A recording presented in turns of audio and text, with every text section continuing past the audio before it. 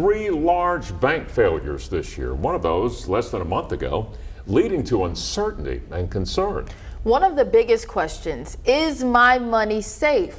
Tonight, THV 11's Michaela Johnson spoke with financial experts about whether those worries are warranted. Google searches for "will there be a recession soon" have spiked 140% in recent weeks, putting it near the top of rising searches on the site. It's just one indicator of the growing anxiety over our nation's economy. You know, there's a certain amount of emotional attachment to those kind of issues. This uncertainty comes after the collapse of 3 major banks in recent months, fueling fears of potential widespread impact. Back in March, Silicon Valley Bank in California lost $209 billion, and Signature Bank in New York $110 billion. And just this month, First Republic Bank, also out of California, out around $212 billion, making it the largest banking loss since Washington Mutual back in 2008. Financial experts we spoke with were quick to point out what likely led to the fallout.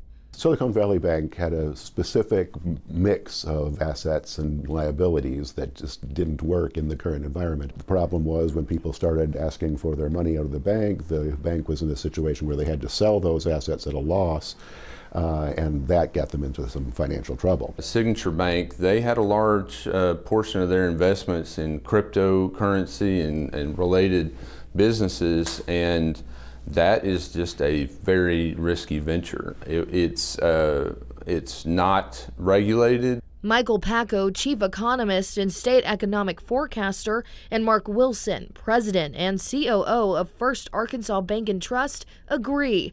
The issues these big banks had are not what you would find in local day-to-day banks. Community banks look at long-term investments and long-term stability and long-term investment in their communities, and they're going to be around for a good long while. That's how more traditional banks keep your money safe.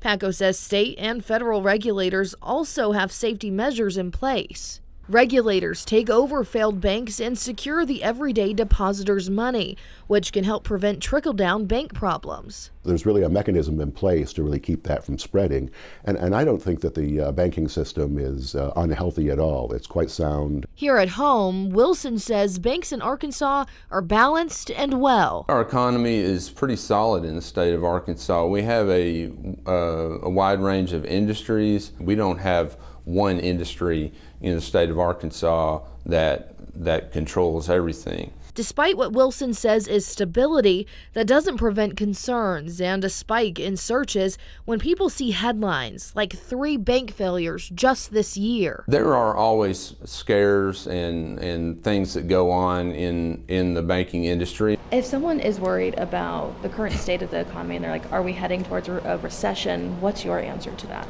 My answer to that is that banks in Arkansas are solid. We are well regulated, and banks in Arkansas have been long established, and we know what the risks are. We don't do things that are super risky or just what's cool and popular at the moment.